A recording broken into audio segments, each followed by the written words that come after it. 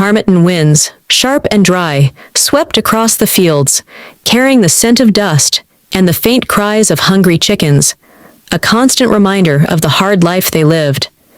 Ada's childhood was painted in hues of brown and gray, the colors of poverty that clung to her family like a second skin. Her parents, weathered and worn, toiled from dawn till dusk, until their hands were rough as stones from years of farming the unforgiving land. Their mud brick hut, with its leaky roof and earthen floor, offered little comfort against the harsh realities of their lives.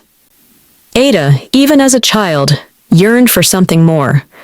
She watched the occasional cars that rumbled down the dusty road, imagining a life beyond the endless cycle of planting and harvesting. She dreamed of silk dresses, sparkling jewelry, and a life free from the gnawing hunger that was her constant companion. At 21, she left Enugu with a heart full of hope and fear, chasing the promise of a new life in Lagos.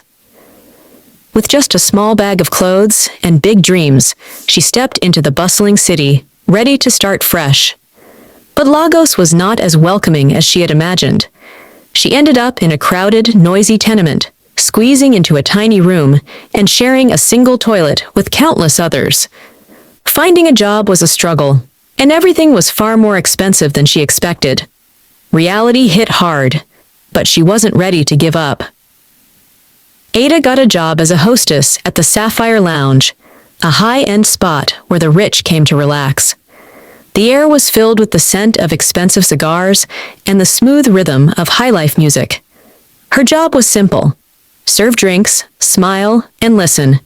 But she was doing more than just working. She was learning. She studied the wealthy, picking up on their conversations, their confidence, and their secrets. She mastered the art of flattery, the power of a well-timed compliment, and the importance of always looking flawless. One evening at the Sapphire Lounge, Ada met Chima.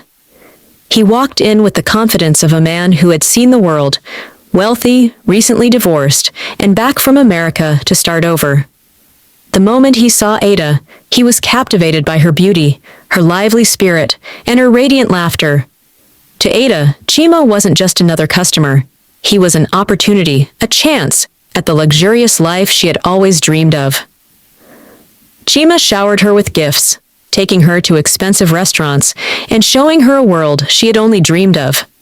He spoke of his life in America, his travels, and his plans for the future. Ada was mesmerized. She saw in him the man who would rescue her from her past and catapult her into a world of wealth and glamour. Ada's friends, young women just as ambitious as she was, were overjoyed. They lived by a simple rule: marry for money or struggle forever. To them, love was a luxury they couldn't afford. "Ada, this is your moment," they urged, their voices laced with excitement and envy. "Don't let it pass you by. In the end, money is all that really matters." Ada and Chima's relationship was a whirlwind. He swept her off her feet with expensive dinners, thrilling outings, and late-night conversations that stretched into the early hours. Ada, used to the hardships of her life in Enugu, reveled in the excitement. Chima was charming, successful, and wealthy, everything she had ever dreamed of. She lost herself in the romance, enjoying the escape from her daily struggles. As their relationship deepened, Chima began to talk about marriage. Ada was thrilled. This was her chance to escape poverty, to build a better life for herself and her family. But then came the complication. Chima's family, though happy he had found love again after his divorce, told him before things get serious, go and get a premarital health test with Ada. They urged him. "It's important," his mother said. "We don't want any surprises later." Chima agreed, and Ada, though nervous, went along with it. But when the test results came back, her heart sank. They both carried the sickle cell trait, AS. There is a high chance your children could inherit sickle cell anemia, a painful and lifelong illness, the doctor explained. Though Chima was pained by the test results because he truly loved Ada, he was wise enough to think about their future. He sat her down, his eyes filled with sadness. "Ada, We have to think about this carefully. If we get married and have children, they might suffer for the rest of their lives. I don't want that for them. I think we should end this now." Panic gripped Ada. Chima was her dream, her chance at a better life. She had struggled too much to let him go now. Desperate, she turned to her friends. "I can't lose him," she whispered, her voice shaking. Her friends, wise to the harsh realities of life in the city, offered a solution. "Get pregnant," one of them said. "If you have his child, he won't leave. He'll have to marry you." Ada, against her better judgment, took the gamble. She carefully chose her moment. She tracked her cycle and waited for the perfect time, when she knew she would be ovulating. Then, late that night, she called Chima, her voice weak and trembling. "Chima, please," she whispered. "I'm really sick. I need to go to the hospital, but I can't even move." Without hesitation, Chima rushed to her apartment, worried sick. When he arrived, he found Ada curled up on the couch, wrapped in a blanket, looking pale and vulnerable. Beads of sweat glistened on her forehead, and her eyes held a silent plea. "I don't know what's wrong," she murmured, her voice barely above a whisper. "I just feel so weak." Chima knelt beside her, concern etched on his face. "Let's go to the hospital," he said firmly, reaching for his phone to call a doctor. But Ada gently held his hand. "Just sit with me for a while," she pleaded. "Please." Chima hesitated but nodded, not wanting to leave her alone in that state. She rested her head against his chest, her breath warm against his skin. Slowly, her trembling stopped, and she looked up at him, her eyes glistening with unshed tears. "I don't want to be alone, Chima," she whispered, her fingers tracing light circles on his arm. The night stretched on, and Ada carefully played her game, leaning into him, drawing him closer, her touch lingering just a second too long. She spoke softly about their love, about how much he meant to her, making him feel needed, making him forget the complications that lay between them. Before he knew it, emotions took over, and the lines blurred. Chima, overwhelmed with affection and guilt for wanting to leave her, gave in to the moment. And just like that, Ada's plan worked. Weeks later, the test confirmed what she already knew. She was pregnant. Chima stood frozen in the middle of Ada's small apartment, his heart pounding in his chest. The air felt thick, suffocating, as if the walls were closing in on him. His mind raced, trying to make sense of what he had just heard. "I'm pregnant, Chima," Ada had whispered, her voice trembling, her hands protectively cradling her stomach. At first he thought he had misheard her, but the look in her eyes, the mixture of fear and hope, told him otherwise. A storm of emotions crashed over him all at once: shock, anger, confusion, and a deep, gnawing sense of betrayal. He ran a hand through his hair, pacing the room like a caged animal. "Ada," he finally said, his voice tight with frustration. "We talked about this. We knew the risks. We agreed that this wasn't a good idea." Tears welled in Ada's eyes, spilling down her cheeks. She clutched his arm, her voice thick with desperation. "Chima, please. I love you. I can't lose you. I know I made a mistake, but—" Her voice broke. "Please don't leave me." Chima clenched his jaw, his fists tightening at his sides. A part of him wanted to walk away, to escape the trap he now found himself in. But another part, the part that had once dreamed of building a family, hesitated. His family's words echoed in his mind. The weight of their expectations, their reputation, the honor they held so dear. What would they say if they found out he had abandoned a pregnant woman? What would the world think of him? He turned to Ada, searching her face for something, anything that would make this easier. But all he saw was a woman who had given him her heart, who had placed all her hopes in him. And now, she carried his child. He exhaled slowly, the fight draining from his body. His voice, when he finally spoke, was softer, resigned. "Ada? This changes everything. My family won't be happy about this, but I can't leave you like this." He paused, as if weighing his next words carefully. Then, with a final sigh, he said, "We will get married." The words felt heavy, like a door closing on the life he had imagined for himself. He told himself they could make it work, that love could grow where doubt now lingered. But deep down, a tiny voice whispered a truth he wasn't ready to face. This wasn't a fairy tale. And one day, the price of this decision would come crashing down on them. The wedding was a spectacle, a dazzling display of Chimi's wealth and Ada's newfound status. The air buzzed with excitement. The music pulsed through the grand hall, and the champagne flowed freely. Ada, resplendent in a custom-made gown, felt like a queen. Chima, beaming with pride, held her close, whispering promises of a lifetime of happiness. Their honeymoon was a whirlwind of exotic locations, five-star hotels, and endless pampering. Ada reveled in the luxury, finally tasting the life she had always craved.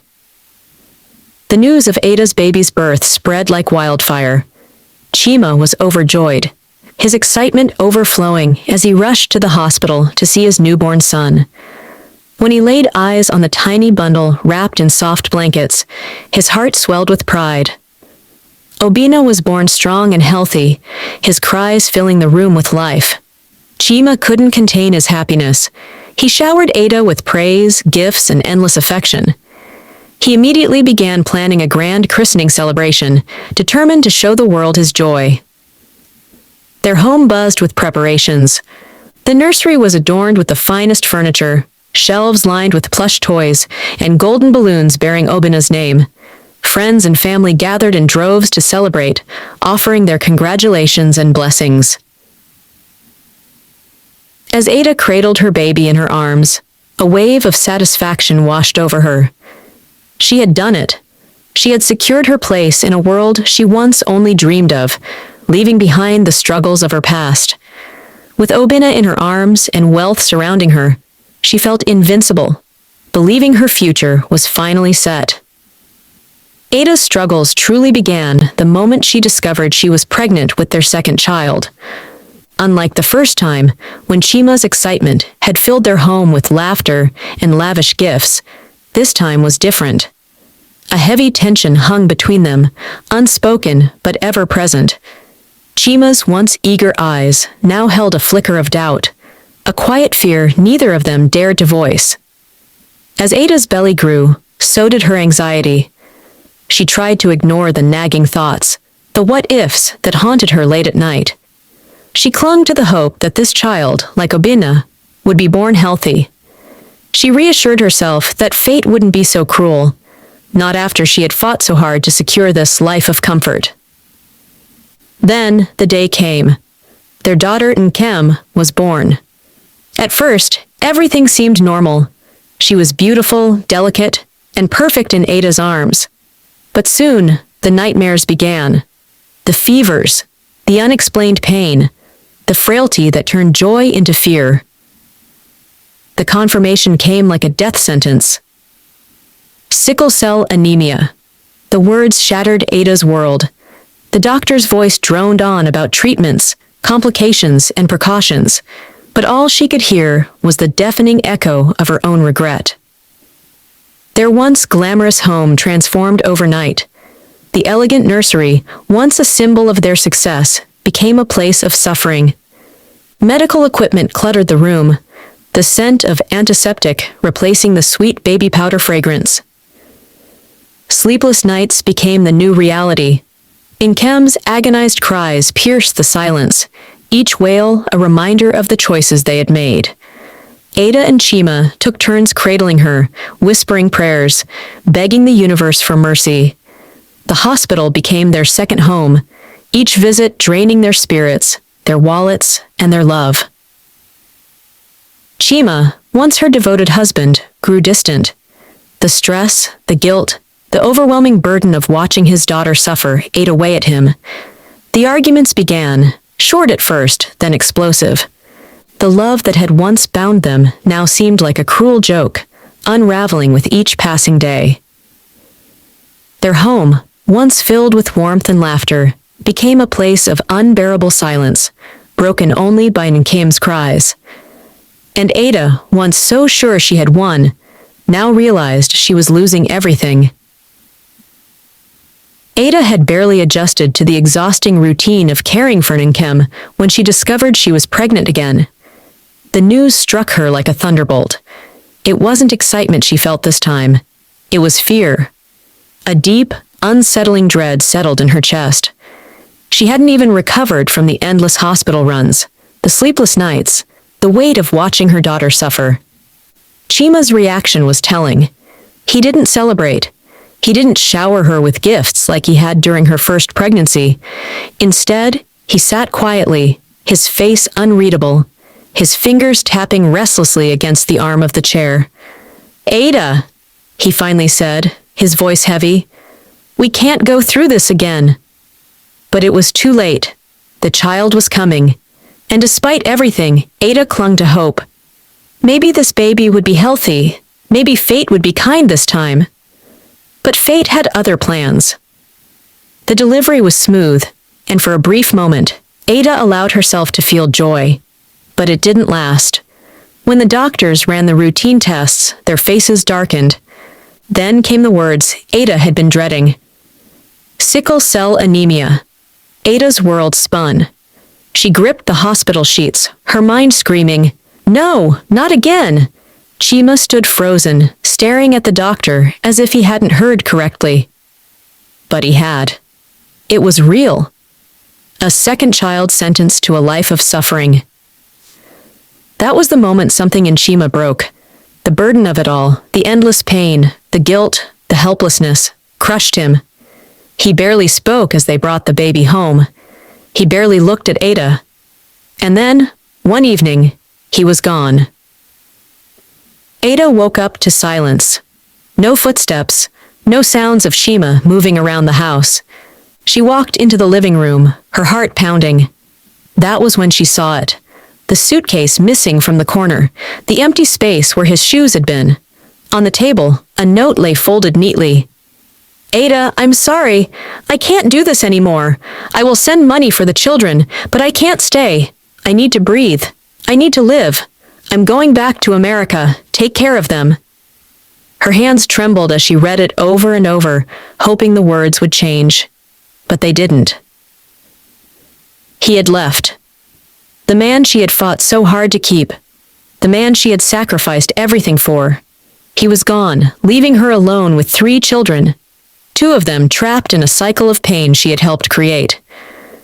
The money he sent was barely enough. Hospital bills piled up, creditors came knocking, and Ada found herself drowning in a reality far worse than the poverty she had once feared.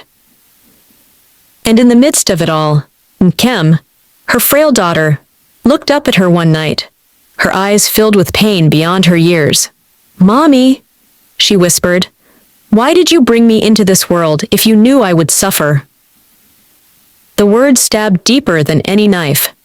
Ada couldn't answer, because deep down, she knew the truth, and it was unbearable. Ada's worst fears were realized. The luxurious life she had built crumbled around her. She was trapped, not by poverty, but by the consequences of her choices. The friends who had once envied her now whispered behind her back, their voices laced with judgment. The weight of her responsibility was crushing. She was alone, struggling to care for 2 sick children, facing the same poverty she had desperately tried to escape. Her children, as they grew older, began to resent her. Nkem, during a particularly painful crisis, would scream, "Why did you give birth to me? Why did you bring me into this world to suffer?" Obina, though healthier, carried the burden of his siblings' suffering, his resentment simmering beneath the surface. "You knew we could be sick," he'd say, his voice filled with accusation. "You didn't care. You only cared about yourself." The words cut Ada deeper than any physical pain. She was haunted by the knowledge that she had made a terrible mistake, a mistake that had condemned her children to a life of suffering. She was trapped in a cycle of regret, a prisoner of her own ambition.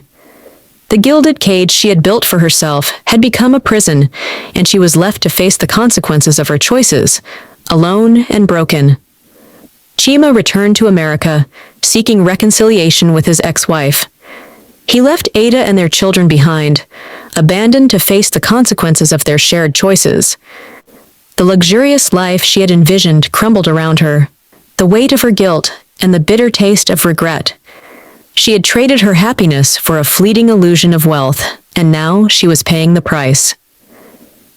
Ada's story is a cautionary tale about the dangers of prioritizing material wealth over true happiness. It's a story about the importance of making informed decisions, especially when it comes to matters of love and family. It's a story that reminds us that true wealth lies not in material possessions, but in the choices we make and the lives we impact. And most importantly, it's a story that highlights the importance of responsibility and the consequences of ignoring crucial advice, especially regarding health compatibility, can bring lasting regret. Before falling in love or getting married, it's crucial to run premarital checkups. This helps ensure that you and your partner are compatible and reduces the risk of future suffering. Children deserve to be born into a loving home built on truth, not deception. The moral is, you can't eat your cake and have it. Let's learn from Ada's story and prioritize love, health, and family above all else.